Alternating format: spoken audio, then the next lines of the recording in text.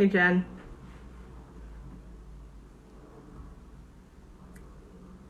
Hi. Hi, Renee. Hi.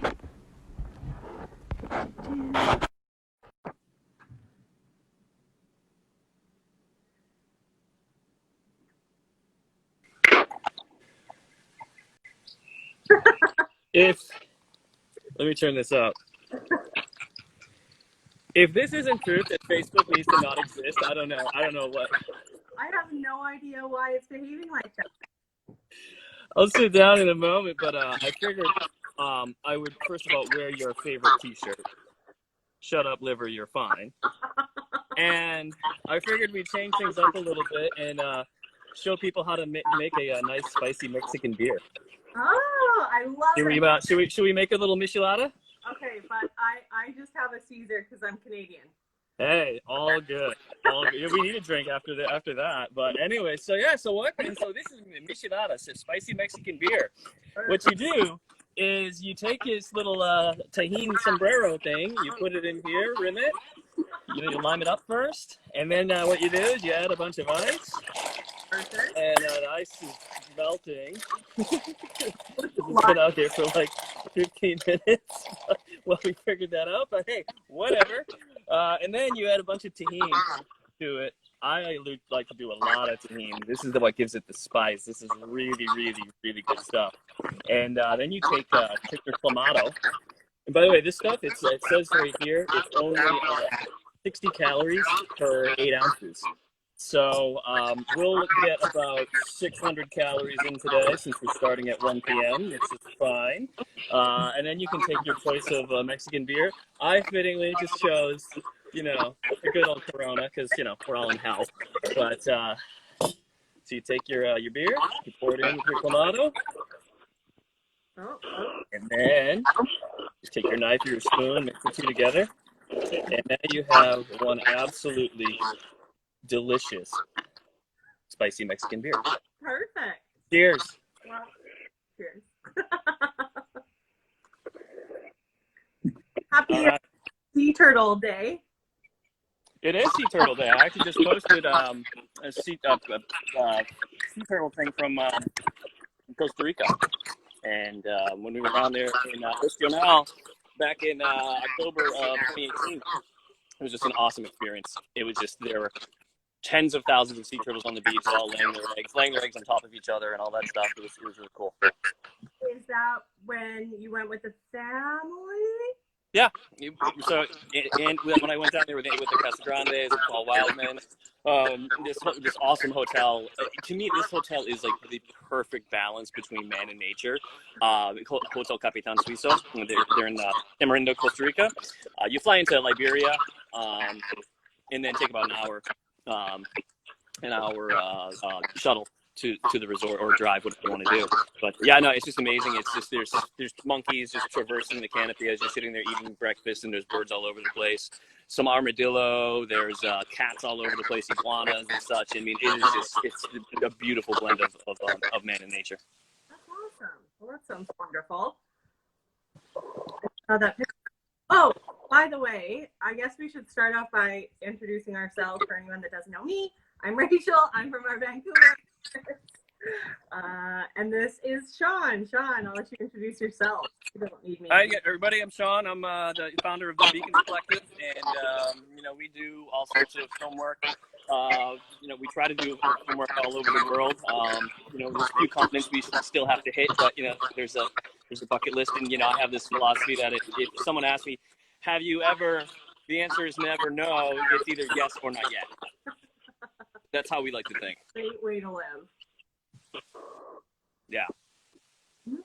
So I feel like you aren't usually stuck home, like at home this much. You've usually got trips planned or somewhere to be. I was supposed to be in Australia about right now, doing a special there were a couple of different entities that I was talking to about, pushing the content out, but a special on the Australian wildfires. And that's obviously didn't happen, but there was a kangaroo sanctuary that we had made contact with. It was basically burned to the ground. And there's actually a video of the woman that, that she was surrounded by fire and so on and so forth. She went down to where the water was, and she basically thought that she was going to die or have to just get in the water and just tread water. The fire, I mean, the brush went right to where the water is, so she would have had to go 30, 40, at least 50 feet out from that and just tread water for however long it takes to burn. But a boat came and picked her up. There's actually a video. It's just everything's just orange and stuff. And there's a video of the guy saying, "Hey, that's your house going up," and just everything just went to the ground. About half the kangaroos perished, but some of them actually went, way, way far away, and then they came back, which is really cool. So yeah, I mean, it was going to be really cool to go down there and hang out with kangaroos and koalas and stuff like that. I mean, it's just that would be a really cool experience. But what I wanted to do was show what it's like now, and then what it's like 6 months from now, and then 2 years, and then 5 years, and just kind of show the progress, show the rehabilitation. Right. Oh, wow. So will you still get to do that project, just delayed a little bit, or do you know? I mean, I don't think anybody's getting in or out of New Zealand or Australia right now. So, but I think that the situation that we're in is once there's a vaccine, that I think, things will start to open up. There will be more possibilities and stuff. Right. No, for Yeah. sure. Hopefully. I know just getting back to some sense of normalcy would be delightful, but who knows when that'll be, right? Well, I mean, it's not really going to be, the way that it was. That's for sure. Let me set this right. I had it set for Facebook, and Facebook, you always do widescreen, not portrait, but no, I think it's gonna be very interesting what the news is. I mean, you've got 50 million people work here in the United States. There's a lot of really interesting unknowns, Oh, for sure. Well, the message that you have in your Mother's Day film, I think, is really, really great. If anybody hasn't seen that yet, go and watch it. You want to talk a little bit about that? Yeah, it was like 5 days before Mother's Day, and I was basically just thinking, like about my own mom, and there's all moms out there, grandmas out there, so on and so forth, and they're not going to be seeing any of their kids for the most part, and especially if you live, cross country or something. If you're down the street, you can go to the house, so on and so forth. But, and so I just said, what, we should do something. And so I emailed a couple photographers and such, and said, hey, let's do something cool. I said, I have great, underwater footage, some, a link for turtles in Costa Rica, and so on. So, I reached out to Adil, and if you know Nautilus, you know Adil, his work's amazing. He contributed some awesome whale dolphin footage. And then I reached out to Andy and then all wild men, and then kind of contributed, French Chef and Amanda. But then I really wanted some Africa footage, and so I was supposed to do a safari there last April, but I ended up getting, the brand that wanted us to do it, they just kind of bailed on the project, which was really disappointing.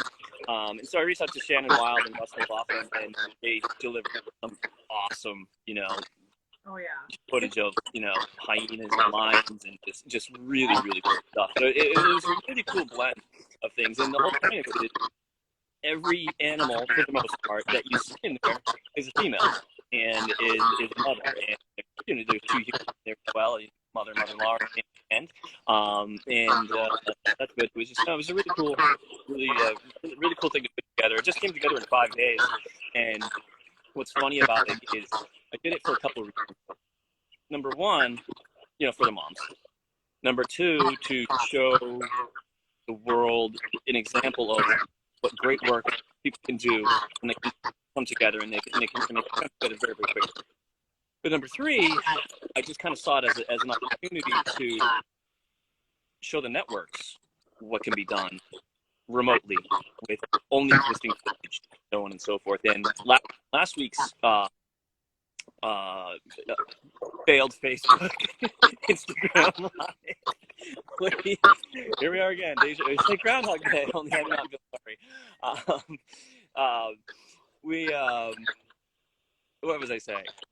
So I said on last week's Instagram Live that my goal with this whole film thing is I've only been interested for a couple of years, is to sit on the couch, watch a show, and at the end of it, have my name be the first credit.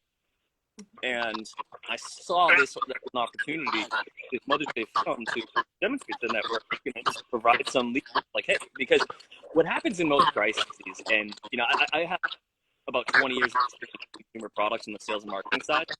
And I've dealt with, in the past 12 years, consulted with more than 30 different brands. And so you see these behaviors of CEOs, of sales and marketing folks, and most people are just frozen in place on a daily basis. But then when a crisis or chaos comes in, I see that as an opportunity to push the mind in the direction that they should be going, and then that they may have been hurt. And I'm totally seizing that opportunity and such. So I made that statement that I wanted to sit and watch the show, and at the end of it, have my name or my company name be the first credit. Well, 7 days is a long time, and there's some very real conversation about that actually happening. And I was shooting a pilot. I can't share the details, but I was shooting a pilot, perhaps with you all, and that may be potentially becoming a series. So there's some really, really cool conversations going on, and I just said that was a goal a week ago. Now here we are talking about just being reality. And that, I think, is something that a lot of people need to realize, is that anytime there's chaos, whatever, there's an opportunity. So if you have that passion project or that way out wild idea that you weren't getting any progress on with it, but you feel in your gut that it's right, it should be done. Just push forward and smack some people around, just whack people in the head with the idea, and it just who knows what will happen. Right. No, for sure. That's great. And again, if you haven't seen Mother's Day film yet, please go watch it. It's really great. It's got a really great message in it, and yeah, it's just awesome. We love you. I mean, we've been working with you now for a few years at least. Yeah, like I think the first trip I went out, well, it was Kokoro 2017, April 2017, and then I did Guad after that, and then we just, it was after that, at the scuba show, I think it was 2017 or 18, we started to kind of formalize doing things together, for conservation purposes and such. So that's something that I really enjoyed working with people. It's just like, hey, we have a little bit of a platform here. We can get some messages out and stuff, so we can kind of put together to do that. It's been super cool. Yeah, no, I agree. Lucy, we've got to go there. Where is she?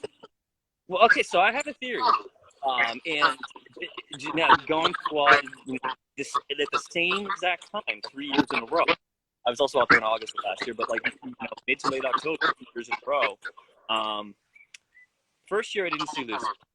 Second year I saw Lucy. Third year I didn't see Lucy.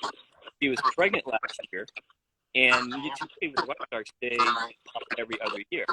And 2018 we had the most new named sharks ever. I think it was over 50, and there's like 300 in the marine book now. I think 2020 is probably going to be just like 2018, if not more, where some woman posted on social media that on one dive, these sharks, she didn't know where to look. Like 12 in one dive. And what's crazy about Lucy is when she showed up on day 2, day 1 we saw about 12 sharks. So it was trending in what I heard. And typically, there's going to be the majority of sharks are going to be there August, September, because then the females show up and the small little punk men don't want to get their butt kicked, so they just kind of spread out, go do something else, go harass someone elsewhere, and so I think I'm curious to see, because she was pregnant, and Andy actually, she was in the film pregnant. Andy actually did that on a GoPro. So she was pregnant last year, that, and so she'll probably be there, and this fall, this October. It'll be really interesting to. Yeah. And then in 2021, she'll probably be pregnant, and it's interesting because she's one of the oldest sharks there. She's one of the, I think she's on page 28 of the CSI book. Numbers barely in the book. Yeah, she's real early in the book. So we know that she's not beyond, birthing age. Yeah, very true. But yeah, she's an awesome shark. The cool thing about her, she just comes right up to me. I mean, she does not care. She's just like, I'm huge, I know it, and I'm gonna come right up there. But it's really cool because you really get a great look at her eye, and her eyes are like bright blue. Real.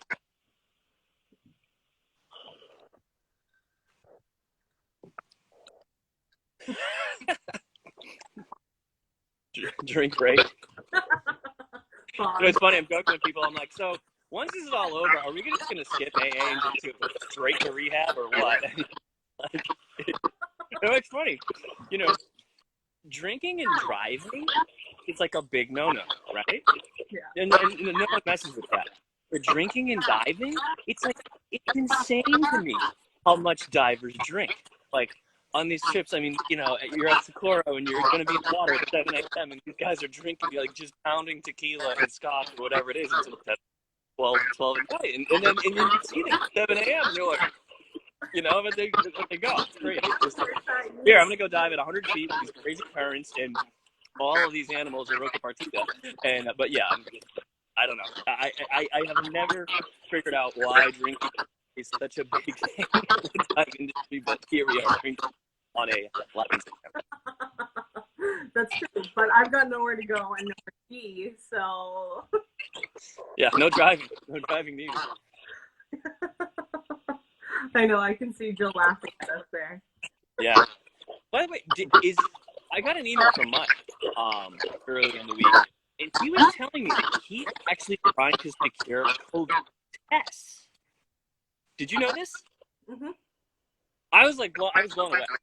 I mean, with Mike, he invented the lifeline, and he, if you look at the doors of the ships, you'll see that they're like class A rated, like they can withstand an hour of fire. And apparently, they can hardly hear. I don't know if it's you and me but Jen just said she can hardly hear. Is this better, Jen? Jennifer. I'll tell her to go back and check. But sorry, I just wanted them to hear the story. So. Sure. Can people hear us? Pepe Romero. Can you hear us okay? Jill's not here because she's WhatsApping me. So hopefully they came back. And yeah, let us know if you can hear us. Sorry, I didn't realize they couldn't. So it's just you and I having a conversation. Nobody else is listening. Okay, well, hopefully you can hear us now, but let us know if you can't or can. Yeah, please. Sorry, I interrupted you. Yeah, no problem. So I'm holding the phone a little closer now, but it's just that's one thing that's always impressed me about your operation, and we all know what happened with Truth Aquatics with 34 people to perish and so on and so forth. And I believe Mike was looking into the what do they call it? It's like 5 minutes of air and having them in each room. Did you guys implement that? Wow, that's really cool. I remember the acronym. Oh, bad feedback. Why do we have feedback? I don't know what's happening, but I hear feedback too. Okay. Is it up? It's finding out as bad reverb and feedback. How is it now? Is it better? Anybody? Yeah, I'm not hearing feedback anymore. I don't hear it either. So I'm guessing that you and I are immune to it with being on here, perhaps. I don't know. I'm not sure. Oh, I think it's Instagram. Jen, you were saying? I think it might. It's a little clearer for me now. So Jen, just let us know if this is sounding better. That's my mom. So she said it was like that this morning too. Yeah. But I might be Instagram then. Oh, so they said it's only when I talk. You're the problem. You know what? I'll be right back. I have earpods. Hold on. Okay. So Sean will be right back. It's just me for now. Thanks all for sticking through this. Hello. Sean should be right back. If anyone has any questions for Sean, please feel free to ask them. Cinematographer, camera questions, anything like that. All right. I like the palm trees. How is this? Is this better, everybody? Hello? Yeah. Is the audio better now?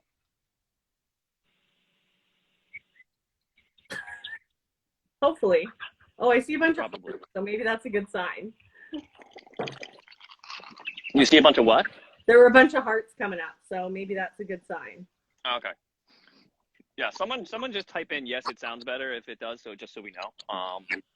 With my one little earpiece. So. It's probably just Instagram. But whatever. But yeah, it says yes, it sounds better. Okay, good. So yeah, so we were just talking about the fact that Mike had emailed me, thank you for doing Instagram Live and so on and so forth. And we were just kind of chatting back and forth, and I said, hey, what does the prognosis look like? When are we, when are the ports going to open? And there was just this whole big long thing, which it's like, who knows, is basically the real answer, or the short answer. And so then we just started talking about, like, what's it going to look like? Is it going to be reduced capacity? Is it going to be 50% capacity, 25% capacity? Like, what is it going to be? And so he basically just said that, he's going to obviously temperature check everybody before they get on the boat. And if anybody does come down with anything, going to immediately get them off the boat, get them into quarantine and so on and so forth. But he basically said that he wants to just get secure tests and test everybody before they even get on to confirm if they have it or not, which I think is amazing. Like, that's, how much? I don't even know how much these things cost. I mean, they cannot be cheap. But I think right now Jill, in charge of purchasing, is the one that's investigating all of that and just trying to get a test that works, and that you don't have to have a nurse there to draw blood and send it into a lab, because we just don't have time to do that. Right. No, it's something that he wants and something that we're working on, but yeah, I mean, all the boats are going to have electrostatic fogging machines that are safe, and just a lot of thought and research has gone into everything that's happening, and to make it as safe as possible for everyone. Right. Yeah, I mean, that's all we can do. But I mean, you guys, and that's why I try to dive with you guys exclusively, just because it's all about safety. I mean, you guys are just really on top of everything and just kind of take it to, like, I mean, crazy levels. I mean, Mike invented the freaking lifeline because he, thought he had lost a diver way back when, and the guy was like, no, I saw you guys looking for me, and they found him, and he was totally cool about it and whatever. But crazy story. That's the thing, like, I think it's very easy for a lot of people just to talk about safety and say, oh, it's important to us, but then to be able to stand right by that statement and through policies and procedures and creating the lifeline, it's something that the whole company kind of lives and breathes daily, in conversations that we have daily. So right. I'm glad that it's apparent. Well, I think the easiest way to gauge if someone's serious about safety or not is just look at the doors on to the staterooms and stuff. Your guys are like solid metal, nothing's getting through there. There's other boats that I've been on where it's like the door to your bedroom, like one of those hollow wooden, like, everything, the fire is going to rip through that in a minute. So it's just it's always reassuring to go out with you all, especially because there's Wi-Fi on board and so on. A lot of don't have that, so you can just send messages home like, hey, we're okay, or hey, Lucy was here, and here's a grainy image of her, because it's not like Wi-Fi here. It's you're basically sending text only. Yeah, every now and then you can get an image out, but it takes a good 10 minutes. Yeah. It's best when nobody else is using it. Send those images out in the middle of the night if you can. Exactly. So why Lucy? Why is she your favorite shark? It started. It was. I mean, she showed up on the second day, and the other sharks dispersed, and and then she hung with us the rest of the day, all the following day. We got great shots of her. It was really cool seeing, you know, the males that are 12, 13 feet, and then she's 17, and it's like, holy, you know, that is a huge difference. Not only the length, but the girth. That's really the thing, is the girth. But it also, you know, her backstory, the tail and the caudal fin and all that stuff, and we don't know if it was a, you know, birth defect, or if there was you know, an incident with another shark or whatever it is. We don't know what that is. But what's interesting about it is, you know, so I made that film, and then it just kind of went, and then because I made the film about her, everyone's like, oh, Lucy, Sean Shark. I'm like, no, I didn't name her. Like, I think it was Martin Graff did or something like that, whatever. But so sorry, I stole your shark, but you know, whatever. But you know, it just kind of became a thing, and it snowballed and so on and so forth. And then this is actually a hilarious story. We're at Disneyland, right, with our daughter and stuff, and she was 3.5 at the time, maybe 4 or whatever, and we're about to board the Finding Nemo exhibit, right? And this guy emails me. He says, hey, I got really inspired by your film, and I made a song named after Lucy and stuff. So I'm like, dude, this shark has her own song now? Like, I mean, she's like almost like a member in a band type thing. Yeah. So anyway, so I'm sitting there, we're walking, getting in line, about to board the submarine for the Finding Nemo exhibit and so on and so forth. I'm just listening to it. I'm like, this is really cool. This is like really cool, positive vibes. Yeah. And we board the thing, and then, you know, and our daughter's like looking at Nemo and Dory and all this other stuff, and she's like amazing, whatever. And then she sees the sharks. And she's like, Dad, it's Lucy. And she's like, hi, Lucy. And we're like, whose kid is that? You know, like, kind of thing. We're like, and I'm like, no, it's not Lucy, it's Brucey. She's like, no, it's Lucy. It was the funny, we're cracking up. It was the funniest thing. One of those things you wish you caught on video, but, you know, whatever, it was what it was. But no, now it's just kind of, everyone's like, oh, Sean's going to Guadalupe, you're going to see Lucy and stuff. And it's funny how it's like, it's just kind of become a thing. And it's like, it was just totally unintentional. Just one of those things that happened. You know,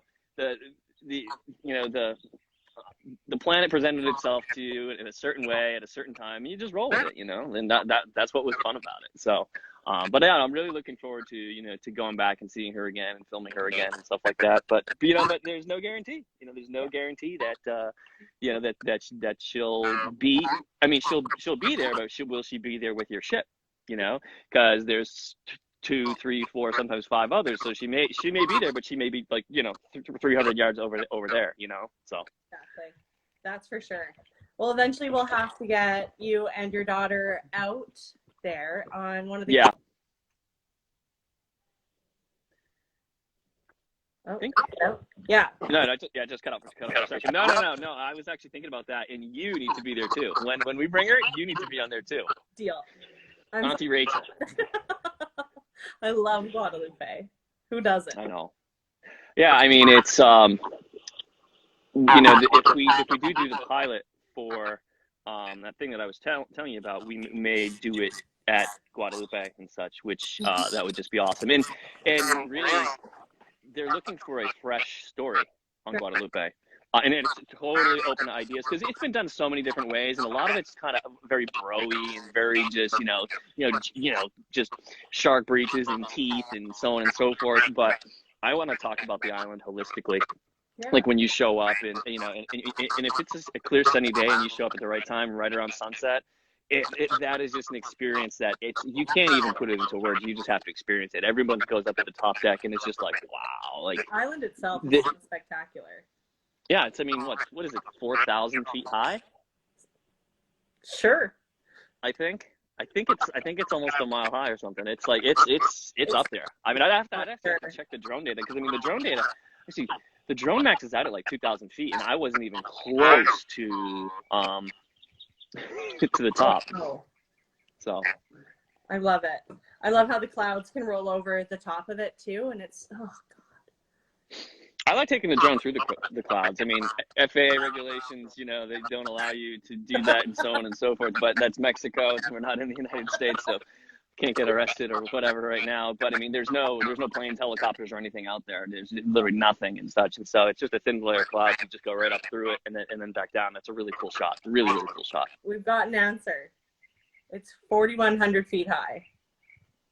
All right, there it is. Hey, Big thanks. Shark Diver LLC. Nice. Is it? It might be. I'm not sure if it's Martin watching. Is it you? Is it Cindy? Anyways, it'd be great to know. Thanks for watching. Martin has so much information about that island. It's incredible. Yeah, yeah.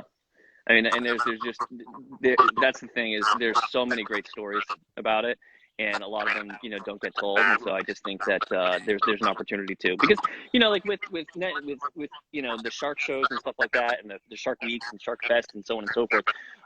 I really feel like there's an audience that's been left behind, because there's a lot of people that like are like, oh, I can't watch Shark Week anymore. All the celebrities and the stunts and so on and so forth. It's not about the science and education anymore. So I really think that there's a way to re-engage that audience, as well as entertain the existing audience, and take that that audience, stick them together and really get a really highly rated show. I think there is definitely that opportunity. For sure. Hold on, Jen, are you still here? Jen says she can't hear anything, so I'm just trying to figure out what's going on. Well, Martin replied, and he said, yes, that's Martin. Cindy is watching too. Okay, well, they're here. Hopefully you guys can still hear us. I think Jen might need to reboot her phone. Can you share with us? So the submarine drone. So I have this underwater drone made by Gladius, and it comes with about 300 feet of line. I asked the captain, I said, what depth are we at? He said, probably like 180 or so. So we just took the drone, put the drone in the water, had it go straight down, and 200 feet, don't see the bottom, 220 feet, don't see the bottom. At about 235 or so, we saw the bottom, just kind of crashed right into it. And it was there was a lot of light down there. It was way more light than I would have thought there was. And part of that is also the camera adjusting, the auto settings, because it's not, you don't really, use that thing in manual, right. For composition and stuff. But no, we just kind of just cruise along the bottom. There's all sorts of, rays, all sorts of different types of fish, much smaller sharks and things like that. And that's some of the stuff that the sharks actually feed on. If they see a stingray down there, that thing's dead. That thing's gone. That thing has no chance. So that's why they hide there. But on a previous trip, when I went down in August with Andy, we actually did a night dive, and that was super cool, especially going down, because with all the particles in the water and the light, and it's kind of illuminating all the particles as you descend. It looks like it's Star Wars, and you're going through warp speed. It was really, really cool, and we decided to do this at like 10 or 11 o'clock at night, when everyone's completely sober, right? And so we did it at 10, 11 o'clock at night, went down, and then, they came to me and they said, Sean, all the line is out. And I was like, all the line's out? And I was like, we're not even close to the bottom. And Andy asked me what our depth was, and we're like 260 or something like that. Then all of a sudden, out of nowhere, the bottom appeared, and it was just like, boom. It looked like the surface of the moon. It was really, really cool, and we celebrated like we had landed on the moon or something. But it was just, 10, 11 o'clock at night, whatever. Speaking of drinking, people definitely do drink more at Guadalupe than they do at Socorro, because with Guadalupe, you're just sitting there in the cage diving, and most people prefer the surface cages. I actually prefer the deep cages that go down to 25 feet, about 7 or 8 meters and such, because it's a much more intimate and real experience. On the surface, the sharks, their behavior is kind of, I don't want to say altered by the bait, but, they know the bait's there and they want to go and get it. And so that's why you get the teeth and the jumping and so on and so forth. I mean, don't get me wrong, that stuff is cool to see. To see that an animal of that size, like halfway or almost fully come out of the water, it's like, wow. I mean, they don't do it like they do in South Africa.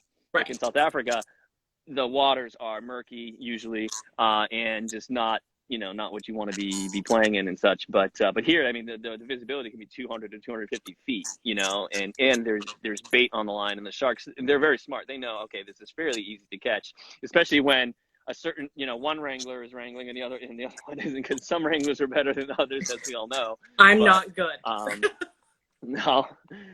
So, But yeah, no. So it's really interesting seeing the bottom there. You know, really really interesting. I mean, I would love to, you know, take a submarine there like down to like 1,000 feet. I think that would just be an amazing experience because I mean, you can see, you know, you can see that the cliffs. I mean, they're like this steep, and then to continue that down to like 1,000 feet underwater and just seeing all that, that would be one hell of an experience.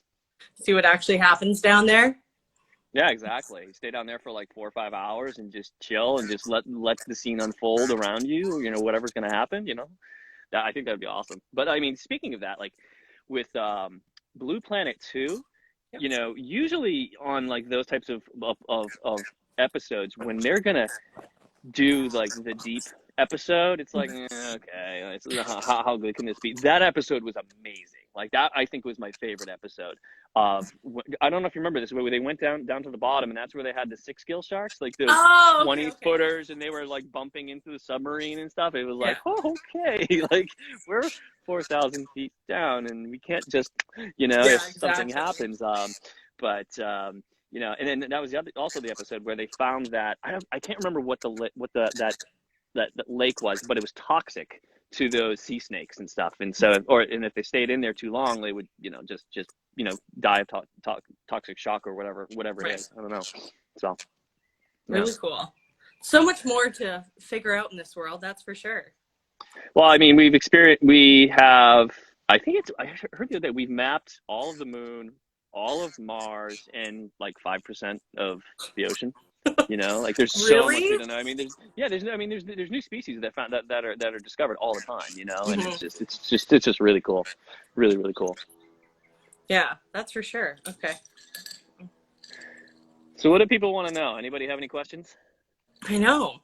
I'm surprised we don't have any more camera questions because those are not something I know anything about. Can you recommend a camera for beginner photographer? This right here. Ah, This is $350. This is the Olympus Tough TG6. It's waterproof to 60 feet, so they say. GoPro is waterproof to 30 feet, or so they say, and the Hero 8. And the Hero 8, I had it in my pool for about 5 minutes, and it flooded. My pool's not 30 feet. That'd be cool if it was, but it's not. It's like it was flooded at like 5 or 6 feet. So I always recommend the underwater housing, which is $299. But this camera, this thing is I'm blown away with how good this is. Let me see. I don't know if you guys can see this, but I can actually. I don't know if you'll be able to see the shots on it, but can you see that? one of your butterflies. Yes. I mean, just the level of detail that you can get with this thing. It has this thing called microscope mode, and you can zoom way in. Hold on, let me pull another one up here. That's actually the camera that we have available to rent. Oh, do you? Yeah, yeah. So if somebody Cool. was Like, going to Socorro and wanted to try it out, or Guadalupe, that's definitely an option. if you're into macro and shooting like little critters and stuff, that's like those are the wings of a butterfly. I mean, I don't know that it's going to come across here, but you can see like just intimate details of a butterfly's wing. And what's interesting is, so that's a $350 camera. That is not a $350 camera. What I'm actually doing right now, I don't know, can you see that? Take us down a little bit more. Oh, the other way. Other way. Okay, there, a little bit. Oh, now that's you see that? No. No. Anyways, what I'm filming, this is a probe lens. This can go underwater. We're gonna film the emergence of that chrysalis, if you can see that. Yeah. That's gonna happen like literally any minute now, and such. But my point is, I just have to rejigger something here. The sensor technology, which is what captures the image, is the camera sensor, has gotten so good that GoPros record amazing things. This records amazing things, but this is actually designed by Olympus kind of for underwater specifically, because it'll actually has, you know, has a macro dive mode, micro dive mode, and such. And when you put it in those dive modes, it will actually color correct it automatically. Paralens does this as well. And what it's doing is, if you've ever seen, Backscatter actually sells red filters for GoPros. If you ever see a GoPro with a red on it, it'll have different shades of red. There's like, you know, dark red. That's when you're going deep. There's kind of a pinkish red. That's when you're going to be snorkeling like 15 feet and less. Because the reason they have that, and the reason that color corrects and Paralens color corrects is that when you dive, when you go below 6 feet, you start to lose the color red. And that's why, you know, if you watch, you know, any of these underwater shows, if you ever see the footage be very, very blue, that's not the colorist making a mistake. It's the camera operator not properly white balancing and so on and so forth. And that's why cameras have, you know, manual white balance. You have manual white balance for, you know, when you're on land. I really shoot manual white balance on land because the auto setting is really, really good on these cameras. I mean, these are really sophisticated, like, you know, decades of technology into them. But when it comes to underwater, the rules and the way things go, everything is just goes right out the window with regard to with white balance and such. And so that's why I always carry a white card, you know, something that's, you know, white like this. And what I do is I'll just put, you know, I'll fill the screen with as much of this as possible, and then I'll take an image or have it register the white balance, and then it will basically add the amount of red back in, because I told the camera what is white. If it knows what white is, then it knows what the other color should be. Right. Something along those lines. That's incredible that technology has come that far. Yeah. And that you like the TG6. I'm glad, because that's the one that we actually have available for people. And do you rent it? And do you rent it with the housing? Yes. And then we also have got a couple different options. So it can either just be the camera and the housing, or with a couple of strobes on it too. Oh, nice. That's really cool. I did not know that you guys did rentals. Is that a new thing, or? Yeah, through Sea Creatures, the dive center in Cabo. It's an authorized backscatter photo center. Right. So like Alexa that you talked to last time, and they are two of our photo pros. Nice. Yeah, so they'll take you through, like, if you want to rent one, how to shoot your perfect manta shot before you go on the boat, that sort of thing. Yeah.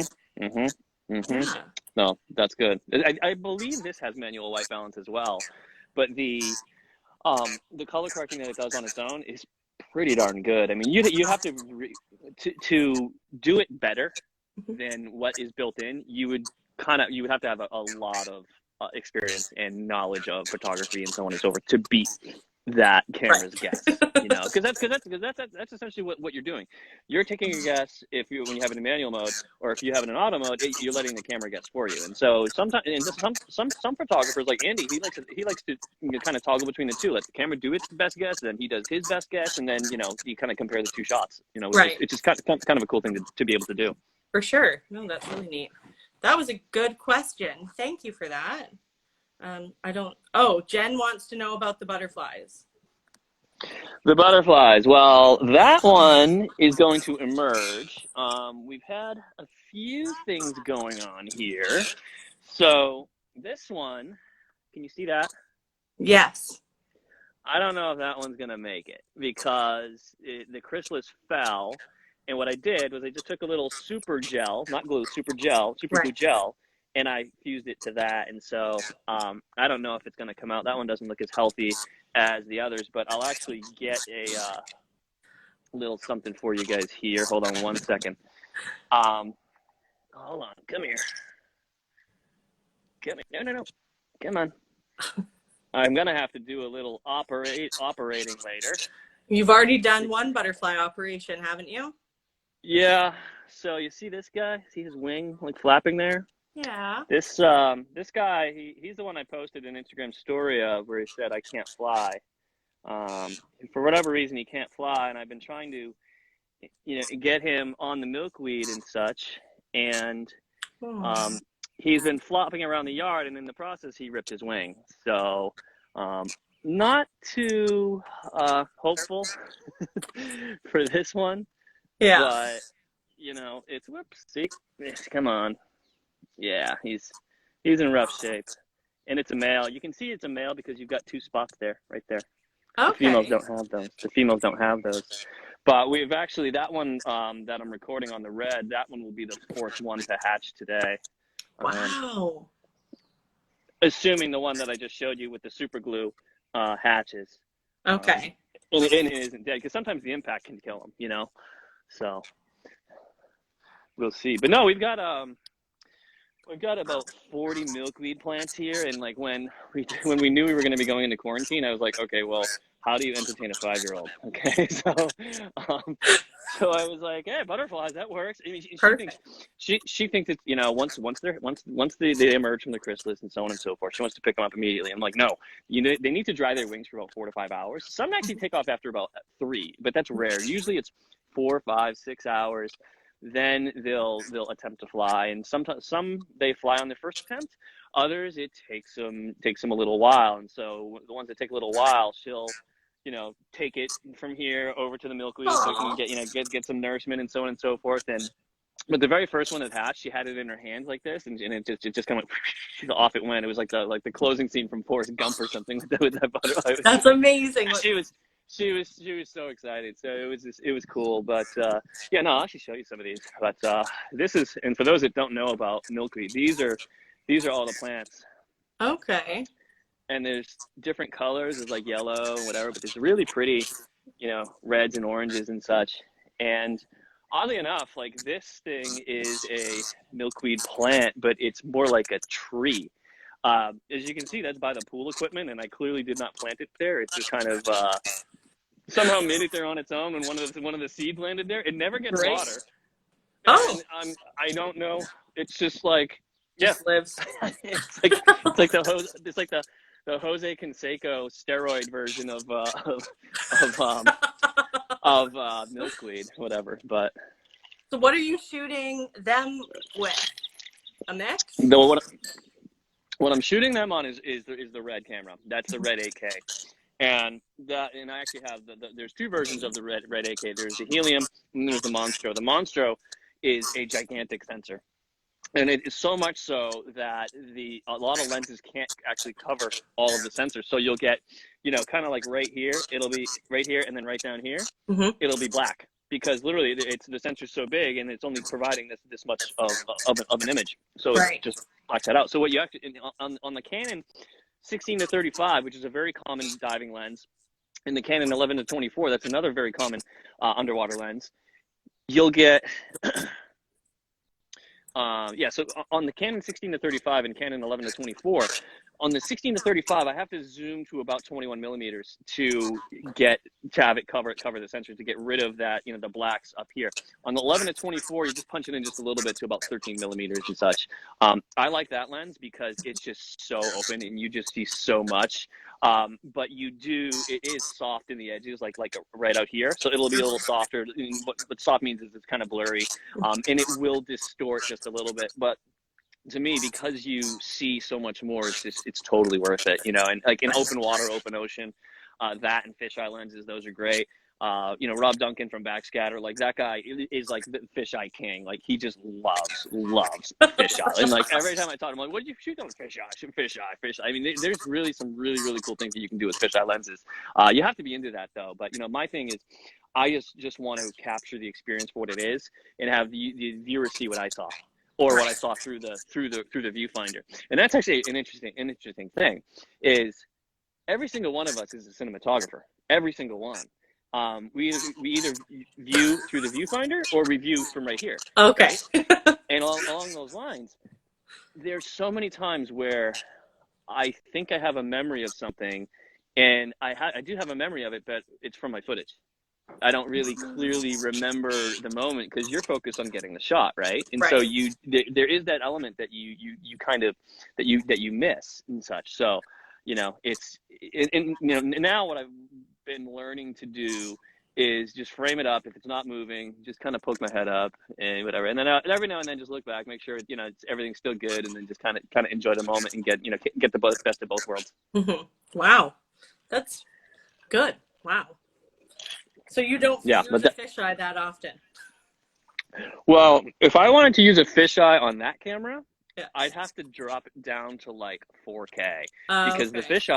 the fisheye on that one, it's like there's a circle that you see. It's black all the way around. Like Gotcha.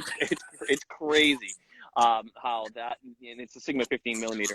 But even on like the Canon 8 to 15, even on just a standard like Canon DSLR, like the 1DX, will have to punch in to about 11 or 12 millimeters, I'm told. I haven't used the Canon 8 to 15, but you will have that, the lack of sensor coverage. We have a question from Nat. For fisheye, do you have a suggestion for a beginner learning for still photos? For fisheye, do you have a suggestion for a beginner learning for still photos? So one of my favorite fisheye lenses, which I have used to shoot sea lions and just kind of capture the whole big dome, is the Sigma 15 millimeter. I think it's a $600 lens, which isn't too bad. I mean, lenses, let's just face it, they're just expensive as hell. Like it's just, it's just, It is. it is what it is.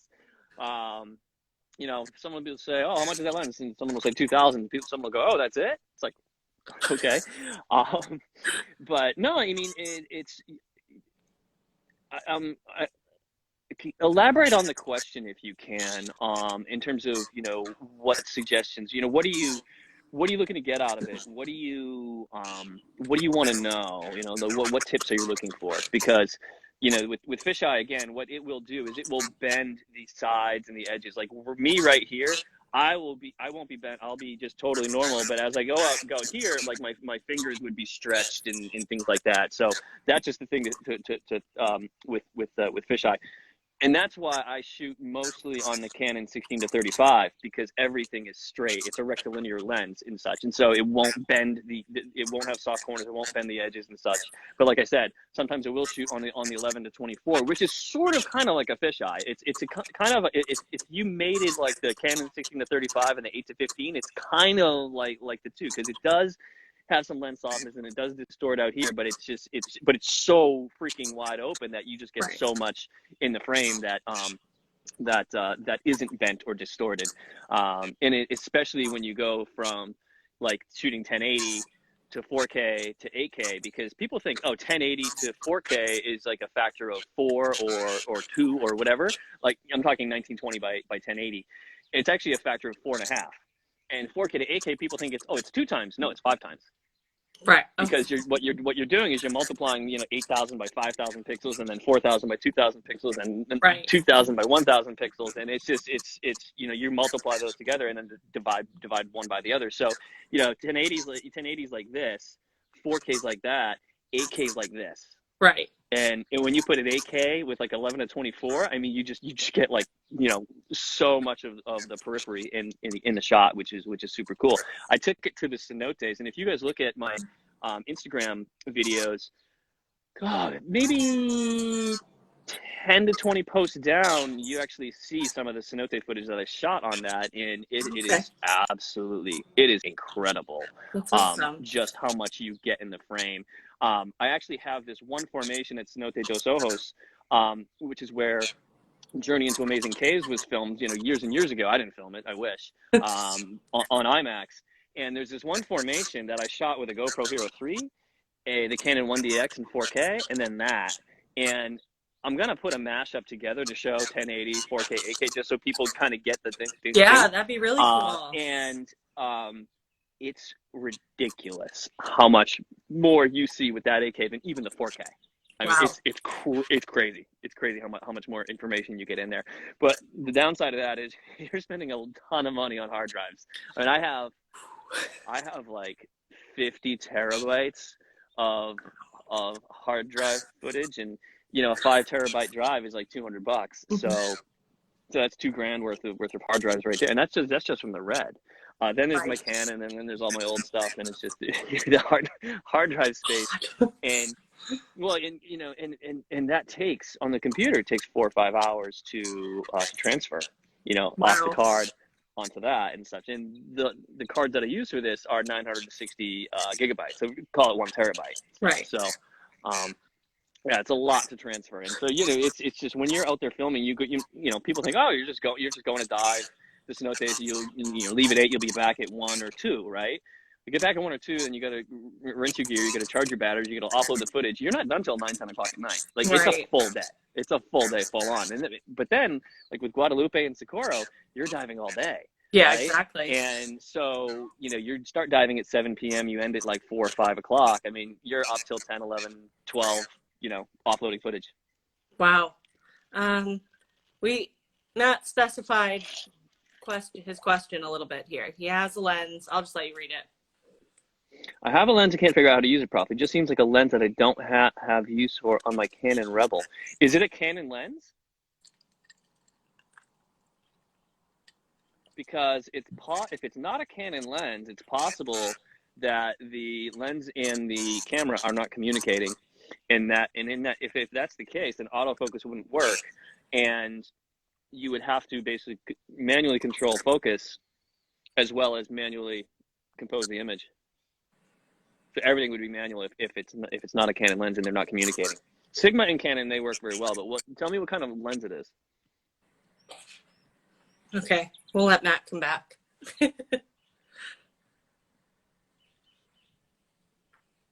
Anyways, oh, it's a Canon lens. It's Canon to Canon, and it's not working. Shoot me. I tell you what. Shoot me on Instagram a picture of. Just tell me what camera you have as well as what lens you have, and I can try to find out some information for you. I'm sure Matt will be taking you up on that. Matt is Jen's husband. Gotcha. That's why their Instagram both has boxers and their last name. Cool. Yeah. Nice to meet you, Matt. He's lovely. So any other questions from anybody? I was gonna say we're probably getting close to an hour. I keep waiting to see the little countdown clock pop. Oh yeah. They kick you off after an hour. I think we started around 2:15, so we probably have 3 or 4 minutes. Okay. Good. Oh, there. Jen says thanks. No problem. It's a bummer we couldn't get Facebook to work. You guys have like 100,000 followers on there. We probably have a couple hundred people on, and so many questions. I don't understand why it didn't work though. Like it worked perfectly fine when we tried it the first time. I don't know. Facebook. Is it the time of day? Is it just it doesn't do it on Saturdays? It should work, I know. It should work. I have no idea. Yeah. But thanks for sticking it through, though. Even though we ended back on Instagram. Whatever. It is. It's all good. It is what it is. Yeah. So. Oh, yeah. Here my clock just popped up. Okay. Well, it's time for a refill anyway. So. Perfect. Anyways, it was great to be on here again. Good to see your face. Glad everybody's well. Bye, everybody. Thanks for tuning in. And if anybody has any questions, just shoot me a message on Instagram. You are the best. Thank you so much, Sean. Really appreciate it. And we'll talk soon. All right. Thanks. Okay. Thanks. Bye.